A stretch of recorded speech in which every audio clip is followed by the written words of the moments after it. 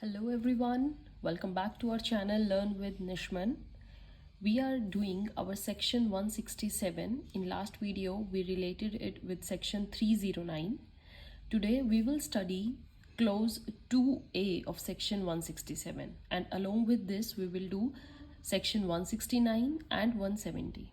Okay, 167 of CRPC clause 2a talks about the power of executive magistrate to grant custody. Right सबसे पहले हम यही discuss करते हैं बच्चे सेक्शन 167 क्लोज 2a. इसमें क्या होता है, the officer in charge of police station और any police officer who is making the investigation, अगर इन्वेस्टिगेशन के बाद judicial magistrate is not available, he will transmit accused to executive magistrate. Executive magistrate को वो ट्रांसमिट करेंगे, right और executive magistrate फिर उनके पास कौन सी पावर्स होंगी, the same powers with judicial magistrate और मेट्रोपॉलिटन मैजिस्ट्रेट के पास होती हैं. एग्जीक्यूटिव मैजिस्ट्रेट के पास क्या पास करेंगे, a writing in a copy, a custody, he will grant whether further custody should be given, custody judicial custody या police custody कुछ भी, ठीक है. बट जो ये प्रोसेस है एग्जीक्यूटिव मैजिस्ट्रेट के सामने अक्यूज्ड को पेश करने का, it must be the term of 7 days, right.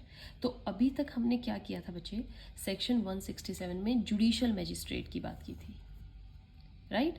Judicial magistrate और मेट्रोपॉलिटन मैजिस्ट्रेट, जिसमें ये तो मस्ट है that with in 24 hours, but not if 24 hours, तो आपको 15 days का टाइम होता है जिसके अंदर आपको इन्वेस्टिगेशन कंप्लीट करनी होती है, राइट. बट अगर आप एग्जीक्यूटिव मैजिस्ट्रेट के पास जा रहे हो तो आपका जो 15 days का टर्म है वो 7 days माना जाएगा. Okay, so it could be judicial custody और पुलिस कस्टडी. अगर आपको लगता है कि फर्दर आपको जुडिशियल कस्टडी या पुलिस कस्टडी और चाहिए तो आप क्या करेंगे, एग्जीक्यूटिव मैजिस्ट्रेट के सामने अप्लाई करेंगे, right. For how many days, for 7 days. And expiry of 7 days you have to produce him to the judicial magistrate. फिर आपको उसको जुडिशियल मैजिस्ट्रेट के सामने ही पेश करना पड़ेगा, फिर आप एग्जीक्यूटिव के पास नहीं जा सकते. He can give custody of left over, जो 15 days का टाइम होता है, जो 8 days बाकी बच गए उसका टाइम पीरियड फिर जुडिशियल मैजिस्ट्रेट ही देंगे. समझ में आया बच्चे.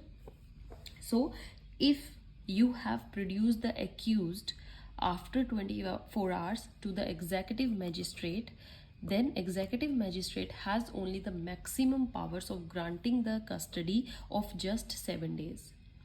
If you want further, then you have to produce him again to the judicial magistrate for remaining 8 days out of 15, right?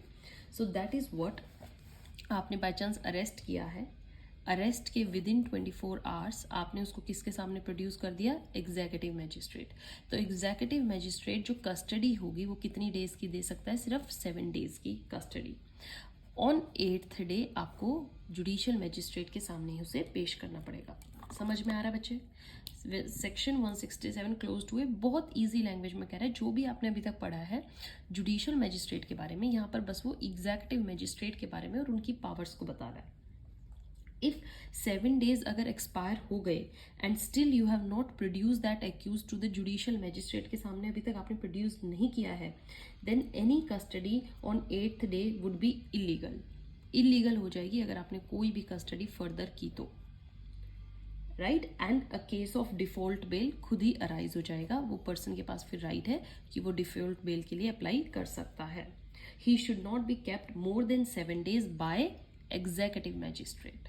Okay, 15 days का टाइम सिर्फ जुडिशियल मैजिस्ट्रेट के पास ही पावर है, यहाँ पावर एग्जीक्यूटिव मैजिस्ट्रेट की just of 7 days. Default bail is in 167 proviso हमने किया है बच्चे, जिसमें डिफॉल्ट बेल की बात करी है, तो वो आ जाएगा as well as in section this clause 2a, unless bail applied he will be in custody, else on application bail मिल जाएगी. अगर उसने बेल की एप्लीकेशन नहीं डाली तब तक तो देखो कस्टडी में रहेगा ही, बट अगर बेल की एप्लीकेशन डाल दी आफ्टर 7 days उसका ये राइट बनता है और उससे ये राइट आप छीन नहीं सकते. Even if it is a non bailable offence, वही सेम चीज़ है, नॉन बेलेबल ऑफेंस होगा, he will be given bail as the word shall is used. आप रीड करेंगे तो शैल वर्ड यूज्ड हुआ है. So before 7 days are completed he must be taken to the judicial magistrate. As the time taken to reach judicial magistrate, वो time बेशक count नहीं होता है, वो एक्सक्लूडेड होता है, travelling time, right. So transmit the documents by, जो आपने एग्जीक्यूटिव मैजिस्ट्रेट को डॉक्यूमेंट्स दिए थे वो जाके जुडिशियल मैजिस्ट्रेट को सबमिट करवाइए. रिकॉर्ड इन राइटिंग दीजिए as to why you sent to police custody order. ठीक है, स्पीकिंग ऑर्डर होना चाहिए, should be in writing. One should send a copy to CJM informing him about the reasons as to why you are sending him again to police custody. Right बच्चे. So the day of arrest and within 6 months investigation not complete, by chance नहीं हुई है, then police officer shall be asked to stop the investigation. If however the police officer gives a reasonable justification and writes to the session judge को ही लिख दे कि there are certain reasons why the investigation is not completed within 6 months, then the order can be vacated and police officer को ये allowance मिल जाएगी to continue with the investigation. Right, ये भी हमारा section 167 का क्लोज टू ए कहता है 6 months का टाइम पीरियड होता है for investigation, all investigation. Okay, so you आपने बाय चांस अरेस्ट किया, फिर आपने उसको प्रोड्यूस किया, इन्वेस्टिगेशन चल ही रही है, तो स्टे कब तक? सिर्फ 6 मंथ्स तक. 6 मंथ्स के बाद you have to again apply with the certain reasons and valid reasons. So there will be bail if the bond is furnished. Since investigation is not complete, accused would already be in bail because it is 180 days, more than 90 days हो चुके, तो आप नहीं कर सकते इतना carry on. Right बच्चे? So this is your section 167 clause 2A. Now come to section 169. Section 169 किसकी बात करता है बच्चे? That release of the accused with evidence deficient. अगर एविडेंसेस की डेफिशिएंसी होगी, मतलब आपके पास प्रॉपर एविडेंस नहीं है, तो उस एक्यूज्ड को रिलीज कर दिया जाएगा. पावर ऑफ पुलिस ऑफिसर, ये किसकी दी गई है? पुलिस ऑफिसर की पावर दी गई है to release an accused from police custody से आप उसको छोड़ सकते हो. हाउ?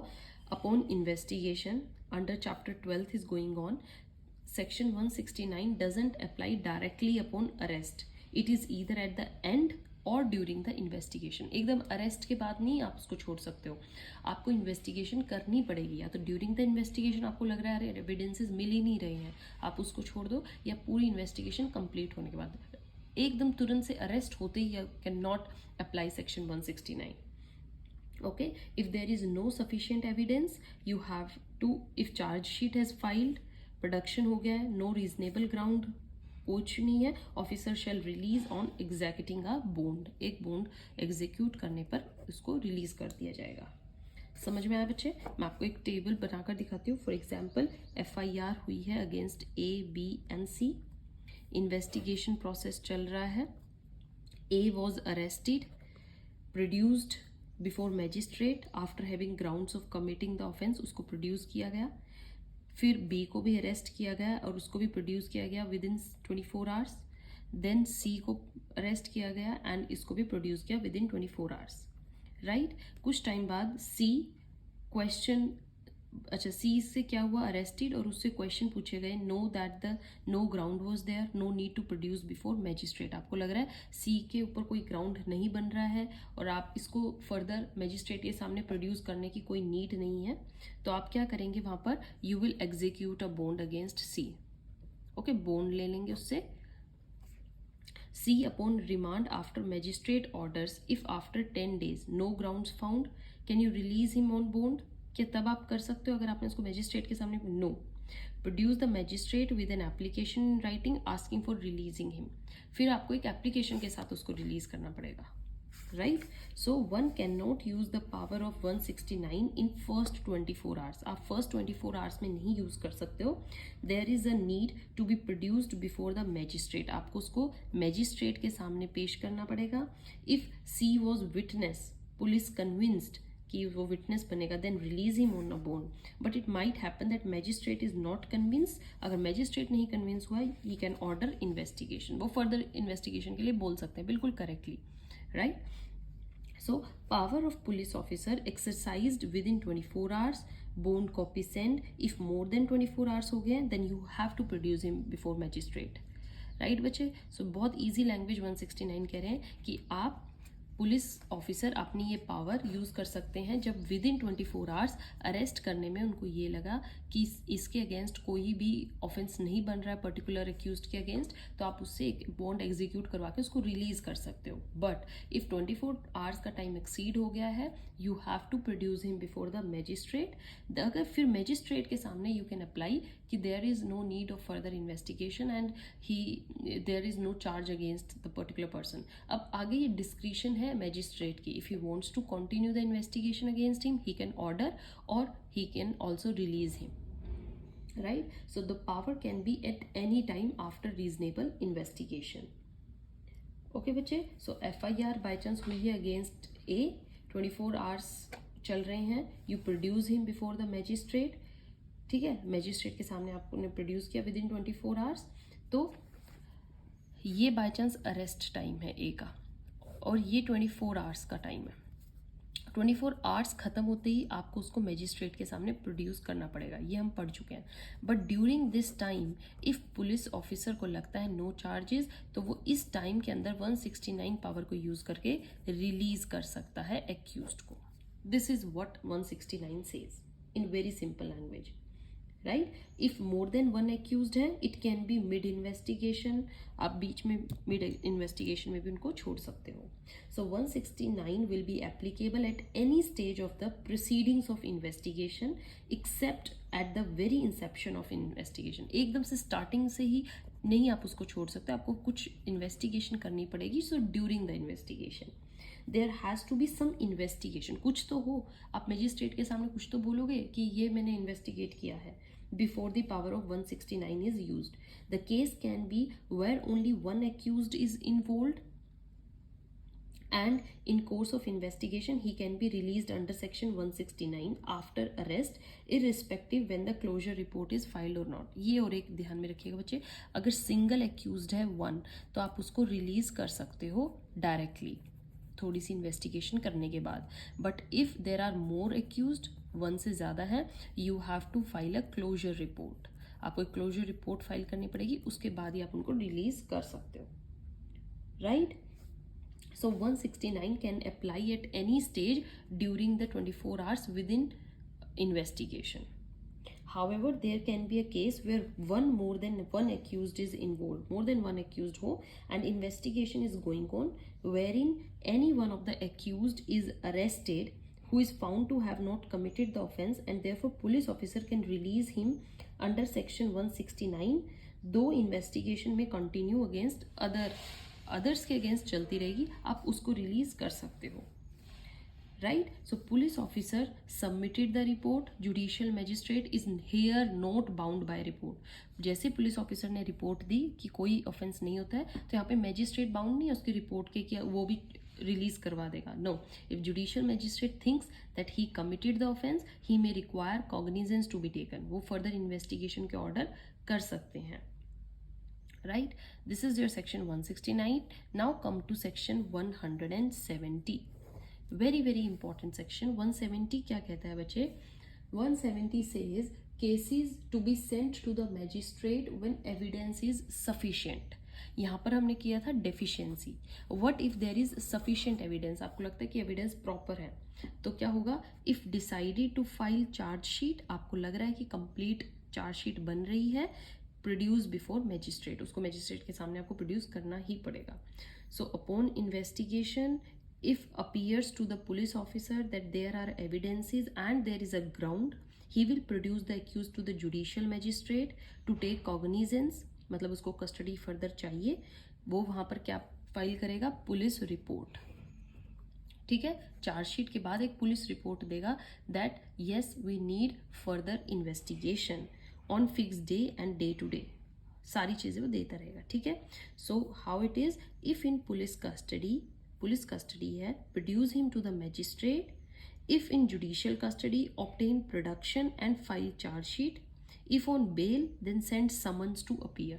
अगर ऑलरेडी बेल हो चुकी है और आपको चार्जशीट आपने बाद में अप्लाई करी, देखिए हमने कहा था ना कि 90 डेज का 60 डेज का जो टाइम पीरियड है वो ओवर हो गया, फिर आपने चार्जशीट फाइल करनी है अगर आपको फर्दर इन्वेस्टिगेशन चाहिए तो.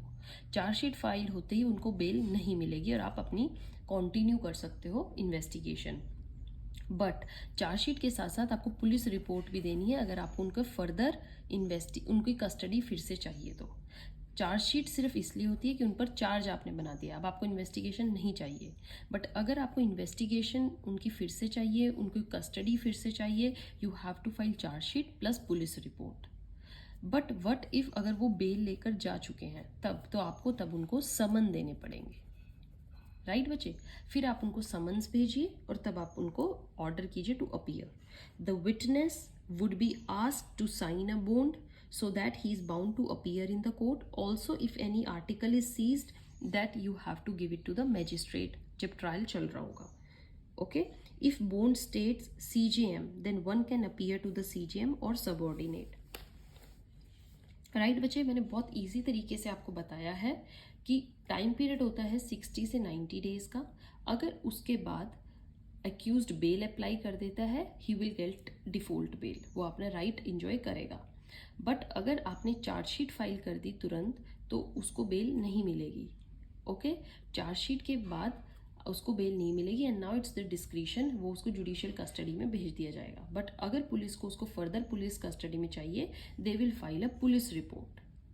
Okay, and if already bail पर जा चुका है कोई एक्यूज्ड, आप उसको समन्स भेजेंगे to appear back in the court.